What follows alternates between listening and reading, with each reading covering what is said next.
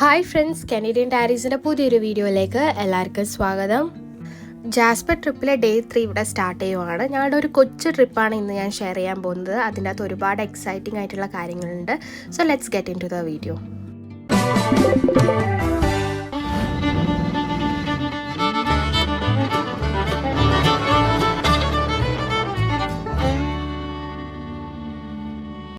So ഞങ്ങളുടെ Jasper ട്രിപ്പിൻ്റെ മറ്റൊരു ദിവസം ഇവിടെ സ്റ്റാർട്ട് ചെയ്യുവാണ്.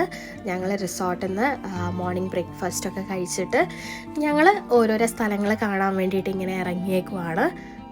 ഞങ്ങൾ പോയിക്കൊണ്ടിരിക്കുന്ന വഴികളാണ് ഇപ്പോൾ നിങ്ങൾ കണ്ടുകൊണ്ടിരിക്കുന്നത്. നിങ്ങൾക്കിപ്പോൾ നോക്കിയാൽ മനസ്സിലാവും, എവിടെ നോക്കിയാലും സ്നോ മൂടിക്കിടക്കുന്ന ഓരോരോ കാര്യങ്ങളാണ് നിങ്ങൾ കാണുന്നത്. അതുപോലെ തന്നെയാണ് ഞങ്ങളും കാണുന്നത്. ഞങ്ങളുടെ ഡെയിലി ലൈഫിൽ നിന്ന് ഞങ്ങളൊന്ന് മാറി നിന്നപ്പം ഞങ്ങൾക്ക് കിട്ടിയ കുറേ കാഴ്ചകളാണിത്. അതാണ് ഞങ്ങൾ നിങ്ങളുമായിട്ട് ഷെയർ ചെയ്യുന്നത്. നിങ്ങൾക്കും മനസ്സിനൊരു സന്തോഷവും അതുപോലെ തന്നെ ഒരു പ്രത്യേക ഫീലാണ് ഇതൊക്കെ കാണുമ്പം. കാരണം എവിടെ നോക്കിയാലും വെള്ള കളറിൽ, അതായത് ഒരു വിൻ്റർ വണ്ടർലാൻഡ് എന്നൊക്കെ പറയുന്ന ആ ഒരു ഫീലാണ് നമുക്ക് കിട്ടുന്നത്. ഇങ്ങനെയുള്ളൊരു വ്യൂ ഒന്നും നമുക്കൊരിക്കലും നമ്മളുടെ ഒരു ഡെയിലി ലൈഫിൽ കിട്ടില്ല. കാരണം ഞാൻ താമസിക്കുന്നത് ഡൗൺ ടൗണിലാണ്. അവിടെയൊന്നും ഇങ്ങനത്തെ ഒരു സീനിക് പ്ലേസ് പോലും ഇല്ല. ഇവിടെ വന്നു കഴിഞ്ഞപ്പം നമ്മുടെ ചുറ്റും മലകളാണ്. ആ മലകൾ മുഴുവനും സ്നോ മൂടി കിടക്കുവാണ്. അതൊക്കെ കാണാൻ തന്നെ ഒരു പ്രത്യേക ഫീലായിരുന്നു. സോ അതിൻ്റെയൊക്കെ കാഴ്ചകളാണ് നിങ്ങൾ ഈ ദിവസങ്ങളിൽ കണ്ടുകൊണ്ടിരിക്കുന്നത്. നിങ്ങൾ ഇതിന് മുന്നേയുള്ള വീഡിയോസ് കണ്ടിട്ടില്ലെങ്കിൽ എന്തായാലും ചാനലൊന്ന് ചെക്ക് ചെയ്ത് നോക്കുക. അതിൻ്റെ അകത്ത് എല്ലാ വീഡിയോസും അപ്ലോഡ് ചെയ്തിട്ടുണ്ട്. ഇനിയാണ് ദ മെയിൻ കാര്യം.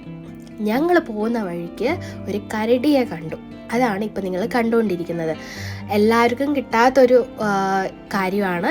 പക്ഷെ ഞങ്ങൾക്ക് എന്തോ ഭാഗ്യം കൊണ്ട് ഞങ്ങൾക്ക് കരടിയെ കാണാൻ വേണ്ടി പറ്റി. ഞങ്ങളെല്ലാവരും ഭയങ്കര എക്സൈറ്റഡ് ആയിരുന്നു കരടിയെ കണ്ടപ്പം. സോ ഇതാണ് ആള്. ഇതിനെ പറയുന്നത് ഗ്രിസ്ലി ബെയർ എന്നാണ്. ഇതിൻ്റെ കളറ് ബ്ലാക്ക് ബെയറിനേക്കാളും ഒരു ചെറിയ വ്യത്യാസമൊക്കെ ഉണ്ട് ഇതിനെ കാണാൻ വേണ്ടിയിട്ട്. അതുപോലെ തന്നെ ഇതിൻ്റെ ഷോൾഡറിൽ ഒരു ചെറിയ ഹമ്പ് പോലെയൊക്കെ ഉണ്ട്. സോ ഞങ്ങളെല്ലാവരും ഭയങ്കര എക്സൈറ്റഡ് ആയിരുന്നു ബെയറിനെ കണ്ടപ്പം.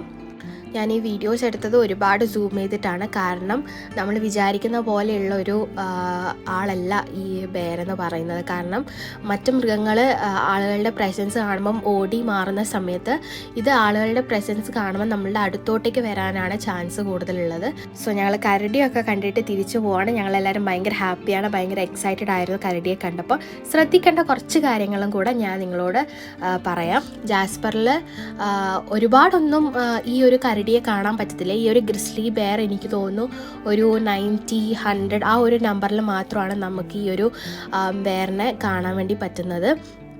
ഈ കരടി നമ്മൾ കാണുമ്പോൾ ചിലപ്പോൾ ശാന്തരായിരിക്കും, അത്ര അഗ്രസീവായിട്ടൊന്നും നമുക്ക് തോന്നത്തില്ല.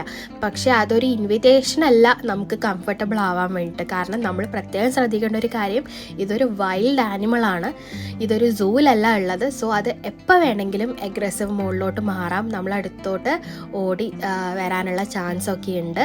സോ മാക്സിമം കെയർഫുൾ ആയിട്ടിരിക്കുക. ഒരു 100 മീറ്ററെങ്കിലും അകലം പാലിക്കാൻ വേണ്ടി ശ്രമിക്കുക. അതുപോലെ തന്നെ ശ്രദ്ധിക്കേണ്ട വേറൊരു കാര്യം, ഇവരെ ഫീഡ് ചെയ്യാൻ പാടില്ല. നമ്മൾ ഒരു കാരണവശാലും ഇവരെ ഫീഡ് ചെയ്ത് ഇവരുടെ പ്രസൻസ് നമ്മളടുത്തോട്ടേക്ക് ആകർഷിക്കാൻ വേണ്ടി പാടില്ല.